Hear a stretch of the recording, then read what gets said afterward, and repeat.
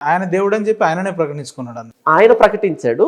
ఆయన శిష్యుల ద్వారా సమాచారాన్ని ప్రపంచానికి పంపించాడు. మానవ జీవితంలో భూమి మీదకి వచ్చిండు యేసుప్రభు అన్నారు కదా. అవును, నరావతారిగా వచ్చాడు. నరవతారు అంటే ఎట్లా? మనలాంటి శరీరంతో, మనలాంటి రక్త మాంసాలతో, మనలాంటి రూపంతో ఆయన ఈ లోకానికి వచ్చాడు 2000 సంవత్సరాల క్రితం. ఎట్లా అంటున్నా? ఎట్లా అంటే ఎట్లా అంటే పుట్టుక విధానం ఎట్లా వచ్చింది అంటున్నా. మనం ఎలా పుట్టామో తల్లి గర్భంలో నుంచి అలాగే వచ్చాడు ఆయన. అయితే మనకి ఆయన తేడా ఏంటంటే ఆయన కన్య మరియ గర్భంలో నుంచి వచ్చాడు. స్త్రీ పురుషుల కలయికతో ఆయన రాలేదు, స్త్రీ నుండి వచ్చాడు. కన్య మరియ కన్య గర్భవతి అంటారు.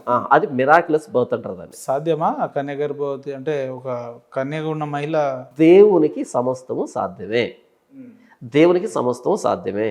దాన్ని మిరాక్యులస్ బర్త్ అంటారు. మంది న్యాచురల్ బర్త్ అంటారు. అంటే ఇప్పుడున్న పరిస్థితుల్లో అంటే మిరాకిల్ బర్త్డే అంటే టెస్ట్ బేబీలు అని అది ఇది అని వింటున్నాం మనం. టెస్ట్ బేబీ అన్నది న్యాచురల్ బర్త్ అది.